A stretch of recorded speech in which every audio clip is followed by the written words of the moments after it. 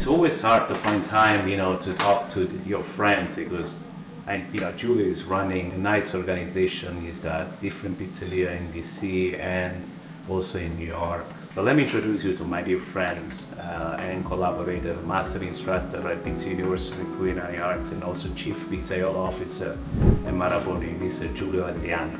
Hello.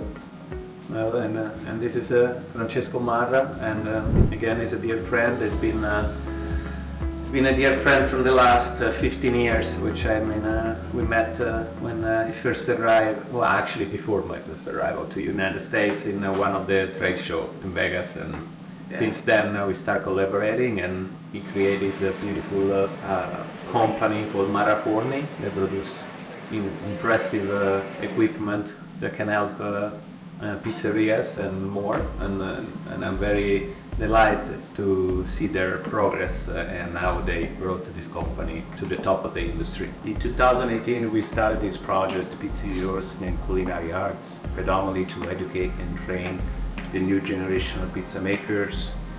Giulio was one of the first ones to endorse our idea. He's been an exceptional contributor in the last 5 years. We have graduated hundreds of students. Only last year, I believe, over 220 students. But there is more to come for Pizza University and Culinary Arts. It's very inspiring to have you here because I know that you have devoted, the last 35 years for the pizza community. It is our intentions to continue to spend time so we can support our industry. We have some great things coming this year. One is, we have a upcoming class next month, and then we'll also have a class together at the Pizza Expo. At Las Vegas Pizza Expo. But the next class is really focused on the authenticity of Neapolitan-style pizza, contemporary Neapolitan-style pizza, and then the evolution also of Roman-style pizza. Can you tell the audience, the difference between, first of all, Neapolitan-style pizza and contemporary Neapolitan-style pizza, and then we can go into the Roman. Well, the word, of course, traditional and contemporary describe itself, the difference. Traditional, we refer always to the Neapolitan pizza up to standards that were set up like hundreds of years ago in terms of dough process and in terms of final aspect of the pizza. So in the case of Neapolitan pizza, we have a common understanding of a raised edge, cornicione or border. Pretty much it would be like a half an inch to 3/4 of an inch height. Very foldable, soft, chewable, elastic dough, pretty light on toppings, and that would easily define a Neapolitan pizza with not too much of char on the crust, but the presence of leopard spots and clearly an artisanal look. Contemporary is a new take that came out in the last maybe 5-6 years on the same style of pizza, in which pizza makers in Italy, they start to call contemporary a pizza that would be resembling the aspect of Neapolitan pizza with some aspects like the cornicione much more noticeable, so the cornicione will be much higher in size and with the presence of nice structure of air pockets inside. And the start of this trend is also came together with the start of the trend of pre-fermentation, which is like a technique that's been, of course, inherited from bread baking in Italy, and it started to be applied on pizza, creating this completely different texture, because the contemporary Neapolitan pizza will have a still char, will have a much puffier cornicione, we're speaking about 1 inch and more, and we'll also have a little more crisp on the bite, because the dough will be with more water inside, so we will need a little more time to cook, creating a crispier texture. Before we go into the controversy between a traditional and contemporary style pizza, both from Naples, I'm from downtown Naples, here from outside of Naples. I know that how important it is for Neapolitan to keep the tradition. But we also know that the pizza is evolving all over the world, and particularly in Naples. What is a the modern style pizza predominantly for younger generation, or do you see also the older generation embracing the new modern style of pizza? No, I mean, it's a very controversial. Like Centenary Pizzeria, there are like two handfuls in Napoli of pizzeria that historically proven they lasted at least 100 years. They are against this movement. The BPN organization is against the contemporary movement, and BPN, for whoever doesn't know, is an association which I used to be part of and which I respect a lot, which protects the traditional Neapolitan pizza. They keep pushing the idea that Neapolitan pizza has to be done with that technique, avoiding the presence of too much structure and too much hydration. The tendency is that the older pizza maker, and speaking of master which I relate myself, like Starita, unfortunately Gaetano Fazio passed away, or people of that level, they would not accept this new trend. They have the skills, of course, to do so, because we speak, still mixing water and flour, but they don't accept the trend. In America, instead, it seems like where we don't have anything that really defines the pizza, we never liked this definition here, then it seems like the trend is more accepted by any generation. So the new pizza makers are exploring, also because consider United States pizza is still a young product, despite its being, of course, history shows that it's been present since probably Scott Wiener can say 1800, but let's say early 1900. Still, the product was mostly not defined and much more empirical than is today. Today, with studies and internet presence and Instagram and classes like ours, people are learning techniques, and of course, we all are understanding that using a pre-ferment for any type of dough you make will help you with production, with final results, with final flavor of the product. So I see that now everybody's embracing, at least in the United States, the pre-ferment techniques. So knowing that we're going from a traditional product to a new Neapolitan and now a modern style of Neapolitan or contemporary style of pizza, there's a variation between the three styles of pizza. Can you pinpoint, exactly what these variations are?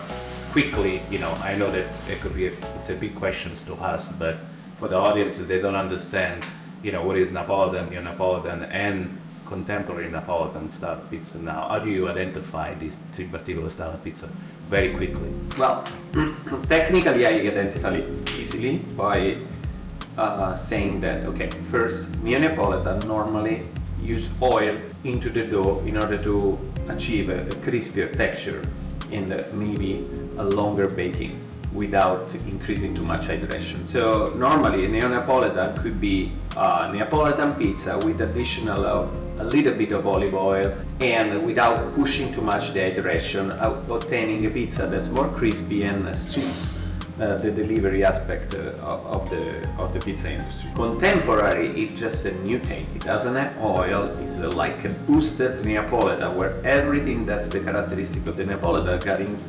inflated by the use of the pre-ferment. So you'll have the cornicione is very high. The pizza will be a little smaller with this puffy edge, less topping for sure because the growth of the edge put the toppings more in the center. Possibility of adding more topping because you'll have a more solid base, so it will be more creative on top versus Neapolitan pizza. Normally the more topping you put on top, the more the pizza will tend to flop. You're right, and so it will be difficult to eat with a fork and knife. So I feel like contemporary, you have the possibility through the hair pockets to hold better the topping so you can be more creative. At Pizza U, we try to preserve and conserve the Italian heritage of pizza making. And of course, for Neapolitans like us, it's extremely important to preserve, these skills. But knowing that here in the United States, Neapolitan pizza has had a large growth as far as nominal, because everybody says, oh, it's Neapolitan, but how much Neapolitan do we really have in the United States? And since immigrants came here in the 1900s and they started to call it all Neapolitan pizza, is it hard to find a true Neapolitan pizza today in the United States? Yes, definitely. I can personally If I go to Neapolitan-style, I may, off the bat of my mind, I can maybe identify 50, 20 in all United States. There's like hundreds of pizzerias that claim to be Neapolitan, but that you go to see really the execution, they fit more into the neo-Neapolitan, because of course we listen, right? Our customers is a whisperer, so if we see that there is a demand for more pizza to put in a box and less complain, we cook it a little bit more. So that every businessman that open a pizzeria in America, of course, listen to his customers, rightfully so, and start creating a pizza without even knowing what it was. That was still a Neapolitan and neo-Neapolitan because they want it crispier. So I can say that true Neapolitan pizza I can name very few. Now, contemporary is still very unexplored. There is a lot of people that use pre-ferment, but don't push the envelope to be considered, in my opinion, really contemporary, except the only one that I can identify right now is Anthony Mangieri in New York with Una Pizza Napoletana. That's clearly a contemporary Neapolitan pizza. But aside of him, I don't know of any that really I could define, oh, that's a contemporary pizza. So in the class, we're gonna, besides going in depth with the difference between the Neapolitan, traditional Neapolitan, and some neo-Neapolitan, then eventually to modern style. Then we're gonna move to another very popular pizza in Italy, a Roman style, that has also a big tradition. And I think, in the last probably 10 years, maybe in the last 5 years, we're starting to see more people, wanting to, offer pizza romana as an alternative style of pizza into their stores. Yes. Is a Roman pizza style has it had the same success as a Neapolitan style pizza in the United States? Not yet. Why not? Okay, so to start, again, when we speak of the Roman pizza nowadays, I would define all the Roman pizza we do contemporary.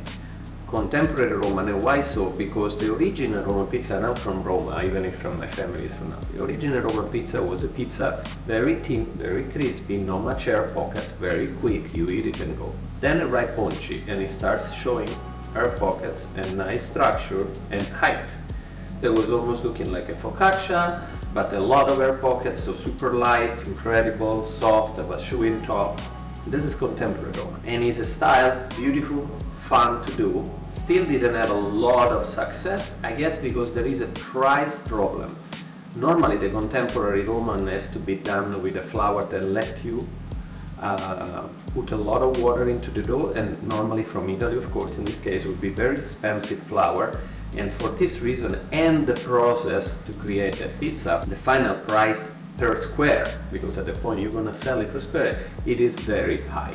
So, and that's normally, there is still a not clear understanding of the value per the size in United States versus the round that is very simple as a slice. Because a slice of Roman style is actually it's a square. It's not a slice. So it seemed like an evolution of the Sicilian, much lighter. I think it's an incredible style to learn. It's an incredible style to add into your shop. It has the potential to substitute the slice pizzerias in the United States, but it has to be defined properly in terms of pricing. So maybe good opportunity to expand the Roman style, pizza in a big city like New York, Boston, Chicago, but not so much of that in the suburban of the city. No, I think he has the potential. I think that's why I really wanted to do this class, showing people how the use of the biga, which is going to be the base of my class. The biga will be the same for the Neapolitan and for the Roman. And how, for people that don't know what's a biga? Biga is a sort of pre-fermented. Whoever is a pizza geek will know about it, whoever not, will read online. It's a pre-ferment, so it's the first part of the dough done on the first day, and then we're going to complete on the second day the dough. Through the biga, we're going to shrink the fermentation time. And then will let us slim a process that normally is tedious of long fermentation, requires space, and of course that will be transformed into final pricing. If I had to make a dough today to use in 4 days from now, I will need a bigger footprint on my shop. So I will pay more rent, so of course I will need to sell the slice of pizza for a lot more. If I can slim the process, obtaining an exceptional result, then maybe we can make this beautiful pizza have the same price of the classic Sicilian. At that point, the superiority of the lightness of the Roman, I think you will. For someone that is coming in and maybe have some basic how to make a Neapolitan-style pizza, can you give, maybe can you talk a little bit about the difference in flours used in Roman style versus hydration, pre-ferment, so we can give the audience a little bit more information about this class than you have. Okay, in the Neapolitan and in the Roman, my tendency now is using the same flour. So I'm trying to be versatile and use the same type 0 flour for the contemporary Roman and for the contemporary Neapolitan. Why I do so, I want a less refined flour like a type 0 because it has a little bit of fibers inside that will help with digestion. That's the first part. It will help me also, because it's less refined, to absorb more water, and in this way, when I finish to dehydrate the product, complete the cooking, then I'll have a lighter crust. So all my job is using the right flour for me to absorb enough water and make the pizza light as a final result. I normally use a 0 flour, but I can also use a classic double 0 flour. Of course, the amount of protein will have to change. I will need more protein, which allow me to insert more water into the dough. Because both this style and the interesting of this class is how we can reach high hydration in a way to create a lighter crust. So, Giulio, it's something very interesting. People have a perception that pizza is unhealthy. Can you have an healthy style of pizza? Well, pizza is unhealthy not because of the crust. Pizza is unhealthy because of the topping. Okay, the crust actually is something very healthy because if you consider flour as a 13.5% minimum protein nowadays, modern flour, we are eating carbs and protein into the same dish. So pizza is healthy. What makes it unhealthy is the type of cheese you put on top, and especially how much you cook the cheese, creating a trans-saturated fat that then, of course, transform into something unhealthy. I think pizza is the most one of the most healthy food in the world. If we can, through this technique, lower also the amount of sodium, so salt that we put into our dough, then we reach the perfection, and that's the job I do. I try to create acidity into the dough to offset the salt, so reducing salt into my dough through the acidity will help me 100% to create a much less sodium content to my final dough, and so a healthier crust. Probably the vast majority of the time at your class you spend a lot on dough making, the bakery percentage, the maturation of the dough, and the pre-ferment. But what else? What else are we? Once you're done with the theoretical part of the class, what is the remaining part of the class focused on? Yeah, normally the class, the day one is a very intense theory day, because I want people to absorb information about theory. And then day 2 and 3 are more focused on baking, also because day 1 we need to create the crust to use day 2. Yes, there's a lot. My class are not very focused on manipulation, so opening of the dough, much more focused on how to cook properly, because I feel like the final product that we send to the table has to be perfectly cooked. Maybe a worst dough in terms of quality will have a better result if cooked properly than a perfect dough cooked improperly. So we have to think about, let's say you have the best piece of steak and somebody doesn't like it rare, like myself, and you send me that piece of steak instead of rare, medium rare, I will either eat and be unhappy or send it back to the kitchen. And the same is with pizza. We don't think, because there is not a rare or solution, but pizza has to be cooked properly according to its style. Neapolitan will have to retain more water. Roman has to be more dehydrated in order to be crisp. And these things, they have to be learned much more than opening the dough. This we can do it at home. put yourself. It's just a repetition until the point in which your hands will become comfortable and skilled. But cooking is a theory also. It's technique and theory and equipment mixed together. So how to select the right equipment for the right style of pizza is really vital for the success of the pizzeria. And so these are all the topics I cover. How important for the students is to partners with the best product, the best ingredients, the best distributors, the best manufacturers? Yeah, it's everything. It's everything because, okay, when we start a pizzeria, equipment, a lot of people under-evaluate. And I consult all over the world and write the first question, oh, can we save money on the oven? And inside myself, I already say, you're not really set up to success. The last thing you should save money is your main pizza maker if you're an investor and not the pizza maker itself, and your equipment, because those are your revenue centers. Those are creating revenue, not your table, not your lamps, not your lights, not your cups, but the food itself. And the food comes from a combination of skills and equipment. So saving on equipment is a common mistake I see everywhere. Saving on and compromising on the quality, that's the second one. Because nowadays, it seems like the pizza world, or in general restaurant world, is separating from the one that use premium product. And in the middle, between them and the bottom line, there's nothing. So meaning like if you don't decide to use the exceptionally high quality product, then you're gonna go to exceptionally low quality because you're gonna only try to save money.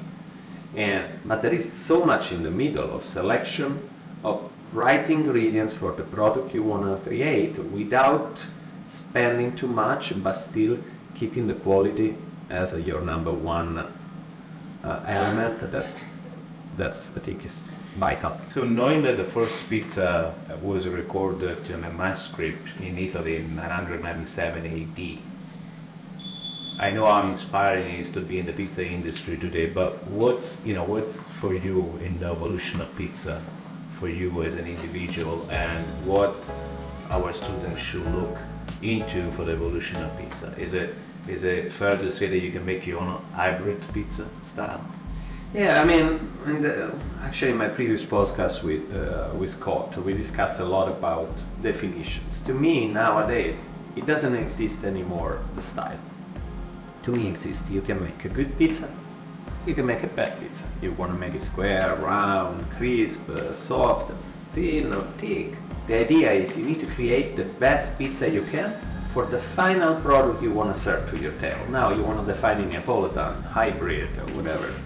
It doesn't really matter, because at the end, you want to just serve them the best you can. And defining to a style sometimes may be misleading, because as you know, the customers, most of customers don't even know. Take out the big cities, but in the center of a so wide nation in which pizza is not in their core culture, like could be burgers or like could be a steak, giving a definition through a name and a final name related to a final product, I think it is not really appropriate. If I would take a Roman pizza and call it Sicilian, not a lot of customers will complain or say, oh, but this is not really Sicilian and it's Roman. They will appreciate it, it's good. Then you might have me, you, Scott, or somebody say, well, this is not really Sicilian. Yeah, sure. But my audience will like it, and that's all we care. We care that the audience like it. Well, pizza is the king of food, and everybody knows the word of pizza in the world. I really appreciate for spending time with you to make sure that we can represent the pizza and the pizza industry and the pizza community at the highest level. Thank you for your contribution. Thanks. I appreciate you for your time as always, my friends.